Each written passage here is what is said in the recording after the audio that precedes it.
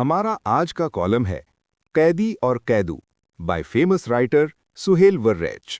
अरबी, फारसी, उर्दू, हिंदी और पंजाबी अदब में सय्याद यानी शिकारी और सैद यानी शिकार या कैद परिंदा, असीर और आसिर की इस्तिलाहात से भरी पड़ी हैं।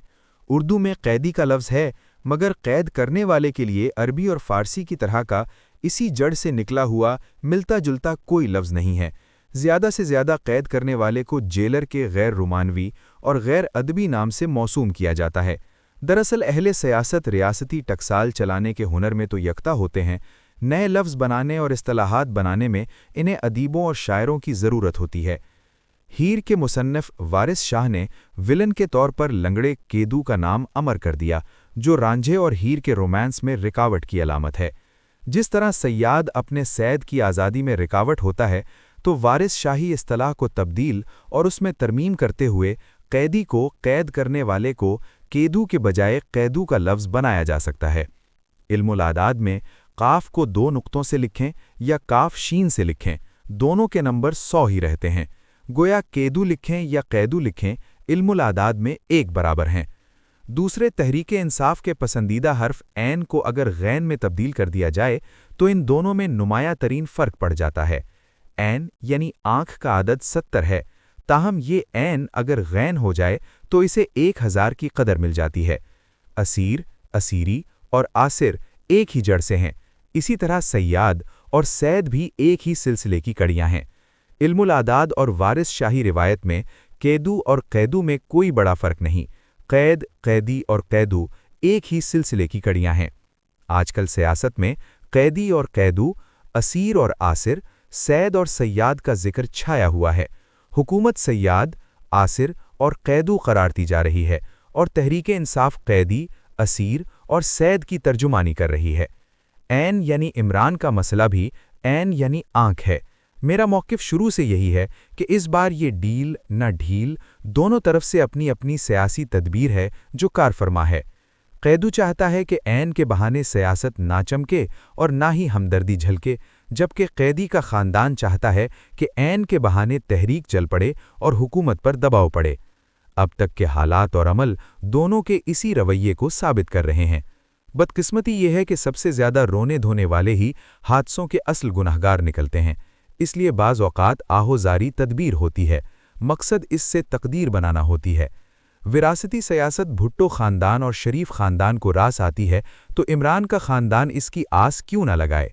पुराने ख़ानदानों को विरासत रास आने की रिवायत पुरानी है, नया उमरानी ख़ानदान आस तो लगाएगा। विरासत कौन छोड़ता है, चाहे जायदाद की हो या सियासत की। जैसे हुकूमत छोड़ना मुश्किल तरीन मरहला होता है, विरासत छोड़ना नामुमकिन तरीन अमल होता है। डील के हवाले से हर फरीक की ख्वाहिश होती है कि वो मुकम्मल फतह याब ठहरे, लेकिन वो डील जिसमें एक फरीक मुकम्मल जीत जाए और दूसरा मुकम्मल हार जाए तो वो डील मोतबर और मुस्तकिल नहीं ठहरती। डील वही कामयाब होती है जिसमें दोनों मुतहारिब फरीकों का जहां कुछ न कुछ फ़ायदा होता है, वहां उसमें थोड़ा थोड़ा नुकसान भी होता है।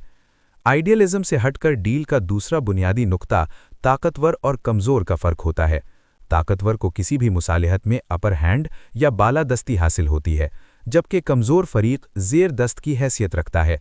ताकतवर और कमज़ोर के माबैन डील लाजिमन ताकतवर के ज़्यादा हक़ में और थोड़ी खिलाफ होती है, जबकि कमज़ोर को डील में बहुत कम मिलता है और बहुत ज़्यादा देना पड़ता है।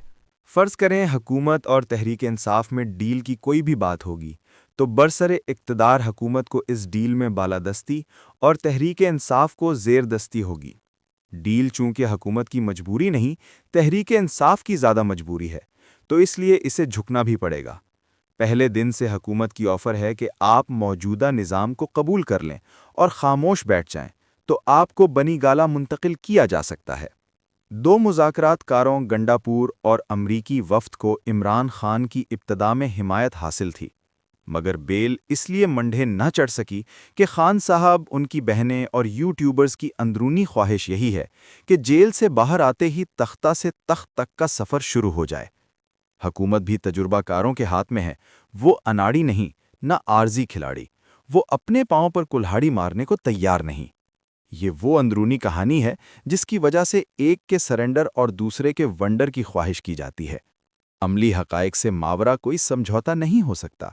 عمران فوراً حکومت اور مقتدرہ کو زیر کرنے کی بجائے خود زیر ہو جائیں تو ڈیل ہو سکتی ہے، یا حکومت کے لیے کوئی ناگزیر مجبوری بن جائے، اس پر اتنا بیرونی یا اندرونی دباؤ پڑ جائے کہ جھکنے کے علاوہ اس کے پاس کوئی راستہ نہ رہے، تب بھی ڈیل ہو سکتی ہے۔ فی الحال دونوں طرف ایسا نہ کوئی اندھیا ہے اور نہ ہی اس کا فوری امکان ہے۔ اسیر اور آسر، صیاد اور صیاد، اور قیدی اور قیدوں کے حوالے سے اصل مسئلہ تحریک انصاف کا تخیلاتی نظریہ ہے، جو صرف اور صرف مقبولیت پر مبنی ہے۔ جبکہ 2024 سے پہلے ہی عاجز نے سیکیورٹی سٹیٹ پاکستان کی تلخ حقیقت قبولیت کا ذکر کیا تھا، اور میرے انصافی یوٹیوبر دوست ہاتھ دھو کر پیچھے پڑ گئے تھے۔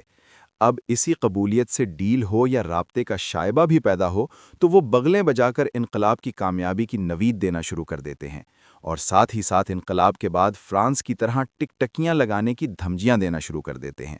انہیں عمران کے جیل سے باہر آنے کا نقصان ہی نقصان ہے، اور جیل میں رہنے کا فائدہ ہی فائدہ ہے۔ وہ اپنے فائدے کے خلاف کیوں جائیں؟ ان کا موقف قابل فہم ہے، لیکن یہ سراسر مفاداتی ہے، اور حقیقتاً عمران خان کے ذاتی مفاد کے سراسر خلاف ہے۔ ذاتی طور میں تاریخ، ادب، صحافت، قانون اور اخلاقیات کا ادنا طالب علم ہونے کے ناطے صیاد کے ساتھ نہیں، سید کے ساتھ ہوں۔ قیدوں کا ساتھی نہیں، قیدی کا ہمدرد ہوں۔ مجھے آسر نہیں، اسیر مظلوم لگتے ہیں۔ ہندوستان اور پاکستان کی سیاسی تاریخ میں اہل ادب اور صحافت کے لیے صیاد، آسر اور قیدوں کا استعارہ رقیب اور سید، قیدی یا اسیر کی اصطلاح محبوب کے لیے استعمال ہوتی رہی ہے۔ اسی اثر کے تحت پرندوں کا شوق ہونے کے باوجود میرے پالتو پرندوں میں سے کوئی بھی سید یا قید نہیں، سب آزاد گھومتے پھرتے اور کھاتے پیتے ہیں۔ مگر کیا کریں، دنیا کوئی ہماری مرضی سے تھوڑی چلتی ہے۔ گھڑی ہماری خواہشات کی پابند کہاں، زمانہ اور وقت چلتے ہوئے ہماری رائے کب لیتا ہے۔ حقیقت یہ ہے کہ صیاد کیوں سید کو آزاد کر کے اپنے لیے مسائل پیدا کرے کہ قیدی کو چھوڑ کر خود تکلیف کا اسیر ہو جائے۔ دوسری طرف تحریک انصاف کے چیتے اور عقاب مقبولیت کے گھوڑے پر سوار معقولیت کی دیوار پھلانگ کر ٹریک سے باہر نکل چکے ہیں۔ گھوڑوں کی ریس ٹریک کے اندر ہوتی ہے، باہر نہیں۔ اقتدار کی لڑائی اندرون ملک لڑنا پڑتی ہے، بیرون ملک نہیں۔ جدوجہد سڑکوں پر جیت پاتی ہے، کی بورڈ کے ذریعے نہیں۔ حقائق کا ادراک کسی بھی طرف نہیں۔ لڑائی جھگڑے ہار جیت کے بعد بھی مذاکرات اور مصالحت ہی ہونی ہے تو جلد کر لیں، ملک کا اسی میں بھلا ہے۔ Thank you for watching. If you like the video, do like, share, and subscribe.